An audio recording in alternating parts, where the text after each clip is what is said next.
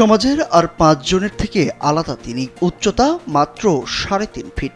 জন্মের কিছুদিন পর থেকেই থমকে গেছে তার শারীরিক বৃদ্ধি। স্বল্প উচ্চতার জন্য আত্মীয় স্বজন থেকে শুরু করে পাড়া প্রতিবেশীদের কটাক্ষ শুনতে হয়েছে তাকে। ইচ্ছা থাকলেও অন্যান্য বন্ধুদের সঙ্গে স্বাভাবিকভাবে খেলাধুলায় অংশ নিতে পারতেন না, তেমন কোথাও ঘুরতে যেতে পারতেন না। এত প্রতিবন্ধকতার পরেও থমকে যায়নি অদম্য তরুণ চন্দ্রজিৎ সাহার জীবন ও স্বপ্ন। বেঁচে থাকা, স্বপ্ন পূরণ এবং নিন্দুকের মুখ বন্ধ করে দেওয়ার জন্য তিনি বেছে নিয়েছিলেন পড়াশোনাকে।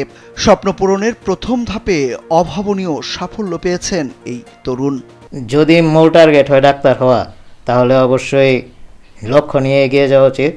প্রথমবার হেরে গেলেও আবার দ্বিতীয়বার দিয়ে ওভারকাম করা যায়। আমি ছোটবেলা থেকেই ডাক্তারদের কাছে যেতে হয়েছে, ঘন্টার পর ঘন্টা তাদের এখানে বসে থাকতে হয়েছে। তো তখনই বাবা বলতো যে তুমিও এইভাবে একদিন মানব সেবা করবা। তো বাবারও স্বপ্ন আমারও স্বপ্নে পরিণত হয়েছিল, যার কারণে আমি ছোটবেলা থেকেই ডাক্তার হওয়ার স্বপ্ন দেখতাম, যে আমিও ডাক্তারদের মতো সাদা এপ্রন গায়ে দিয়ে মানুষের সেবা করব।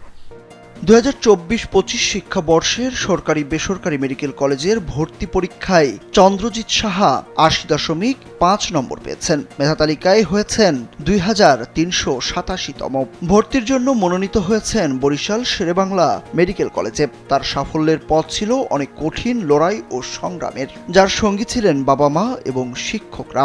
ছেলেটা এই শারীরিক এই অবস্থার জন্য তাকে কিভাবে সঠিক কোন জায়গায় নিলে সে তার ভবিষ্যৎটা ভালো হবে, সেই ধরনের আমার একটা চিন্তা ছিল। তখন আমি বুঝতে পারলাম যে ছেলেটাকে যদি কোনোভাবে ডাক্তার হওয়া যায়, তাইলে হয়তো বা সে বসে বসে হয়তো তার জীবনটা ভালো লাইনে নিয়ে যেতে পারবে। তাই আমি আমার মনের স্বপ্ন এবং সে আশা নিয়ে আমি তাকে এভাবে আগাইছি এবং এভাবেই চলছে। সে এখন ও যেন সামনে আগায় যেতে পারে, সেই জন্য আমরা চেয়েছিলাম ও ঢাকা মেডিকেল বা সলিমুল্লাহ বা সোহরাওয়ার্দীতে ওর চান্স আসবে, কিন্তু ও যেহেতু আসে নাই, এখন ওকে নিয়ে আমরা এত দূরে ভর্তি করাতে একটু চিন্তিত আর কি। এত দূরে কিভাবে চলাচল করব বা যাতায়াত সুবিধা হবে কিনা ওটা চিন্তা করতেছি। ও যদি ঢাকাতে পাইতো মাইগ্রেশনের মাধ্যমে, আমাদের জন্য অনেক সুবিধা হতো।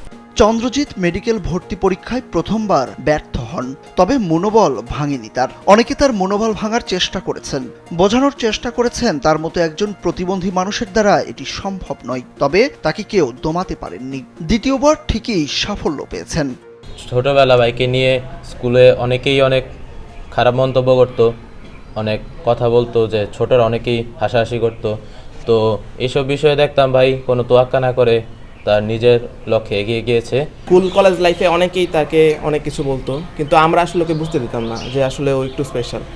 আসলে চন্দ্র আমাদের কাছে একটু স্পেশাল ছিল। কেউ কিছু বললেই আমরা ওকে সাপোর্ট দিতাম যে না, আসলে ওইটা সঠিক নয়, তুমি তোমার মতো এগিয়ে যাও, তোমার লক্ষ্যে তুমি পৌঁছাতে পারবে। সে প্রত্যেকটা ক্লাস অ্যাটেন্ড করতো। তো আমি তখনই ওকে জিজ্ঞেস করেছিলাম যে তুমি কি হতে চাও। তো সে বলেছিল সে তার ছোটোবেলার ইচ্ছা সে ডাক্তার হতে চায়। চন্দ্রজিৎ সাহার গ্রামের বাড়ি নরসিংদী সদরের মধ্যকান্দাপাড়া এলাকায়। তিনি ব্রাহ্মণদী কামিনী কিশোর মৌলিক সরকারি উচ্চ বিদ্যালয় থেকে এসএসসি পাশ করেন। এরপর নরসিংদী সরকারি কলেজ থেকে এইচএসসি পাশ করেন। উভয় পরীক্ষায় পেয়েছেন GPA 5। নরসিংদী সরকারি কলেজের অধ্যক্ষ প্রফেসর মোস্তাক আহমেদ ভূঁইয়া জানান, চন্দ্রজিৎ প্রথমবার চান্স না পেয়ে হতাশ হয়ে পড়েন। তার সঙ্গে দেখা করে তাকে উৎসাহিত করলে এবছর সাফল্য তার কাছে ধরা দেয়। ওর যে সমস্যাটা শারীরিক, আর ওর মনোবল প্রচণ্ড মনোবল। হ্যাঁ, আমরা শুধুমাত্র ওর মনোবলটাকে চাঙ্গা রাখার চেষ্টা করেছি। যেমন প্রথমবার যখন ও চান্স পায়নি, ও কিছুটা হতাশ ছিল। তো আমরা ওকে ডেকেছি, আমি ওর বাড়িতে গিয়েছি এবং ওকে উৎসাহিত করেছি যাতে ও ভেঙে না পড়ে, এবং সেই সুযোগটা ও নিয়েছে এবং তার ভিতরে সেই আত্মবিশ্বাসটা জেগে উঠেছে তার পক্ষে সম্ভব, এবং সেটা সে করে দেখিয়েছে। ভবিষ্যতে একজন কার্ডিওলজিস্ট হয়ে মানব সেবা করতে চান চন্দ্রজিৎ সাহা। মানুষের সামর্থ্য অনুযায়ী চিকিৎসা সেবা প্রদান করতে চান তিনি। সুরুজ আহমেদ, কালবেলা।